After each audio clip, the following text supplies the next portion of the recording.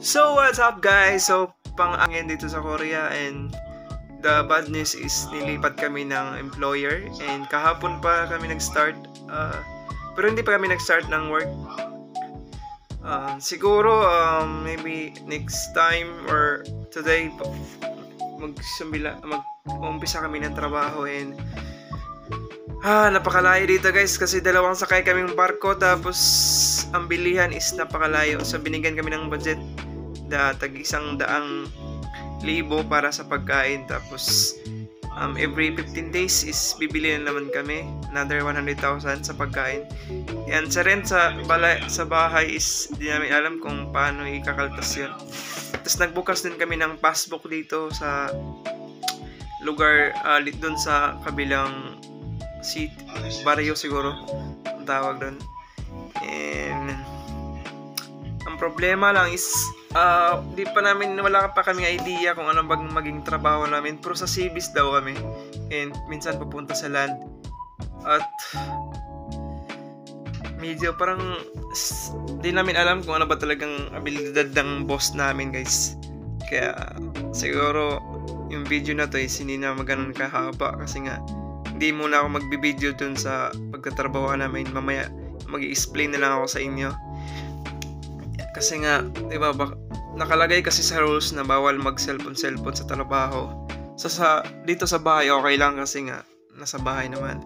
Pero ang problema pag nasa work ka na, baka kakaltasan ng sweldo mo, hindi natin alam, diba? Sila kasi may hawak doon sa rules na yun, kasi taga dito sila.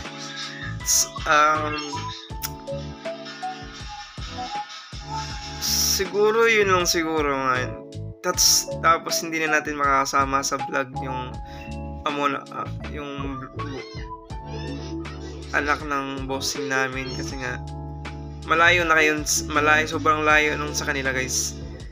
Tapos ang problema is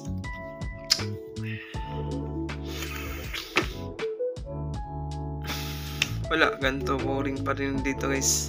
So okay na yung dun sana makontak natin yan si Sabine, kasi nga diba, magpapaturo tayo ng Korean and other things sa dito sa kanila. And hindi kasi ako nakahingi ng contact number, yung messenger. So ayan, mahirap talaga yun. Siguro yun lang guys, and see you mamaya. I-explain ko sa inyo kung ano bang nangyari sa araw namin ngayon. Tapos na pala kaming kumain, nag-itlog lang kami at saka toyo, at yun lang agahan namin. See you later. So ayun guys, lumabas ako, mainit na guys. Alas 8 na, pero hindi pa mainit talaga masyado. May araw lang pero hindi pa siya mainit. So lumabas ako kasi pupunta ako sa church malapit dito. Titingnan ko kung may mga tao ba or may magmimisa ba ngayong Sunday. Baka makapag-church kami dito guys. Baka day off din kami.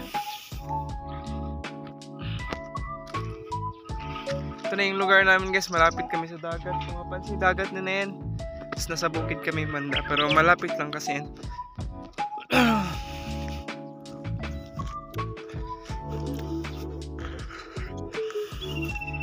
Wala pa yung bossing namin baka wala pa kasi kaming trabaho ngayong mga ilang araw. And duda ko baka sa 1 pa kami mag-start para yung sahod namin buo hanggang 30. So ganun yung hindi ko pa talaga alam kung anong sa ganun. Malamig dito guys sa umaga, sa tanghali siguro medyo mainit-init na.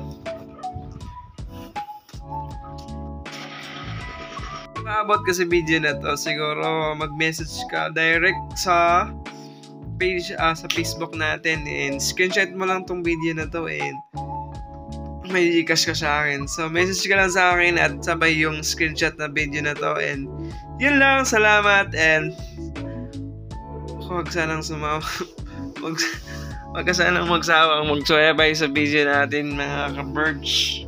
So yun lang, salamat sa panonood, and God bless, and see you sa my next vlog. So babalik tayo sa video.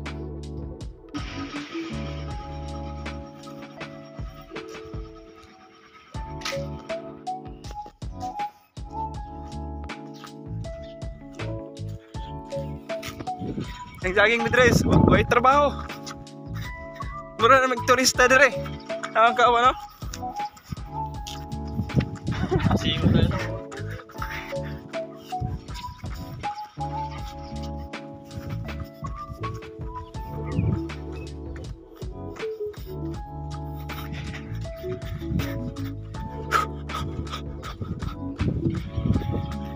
Ang biceps nada.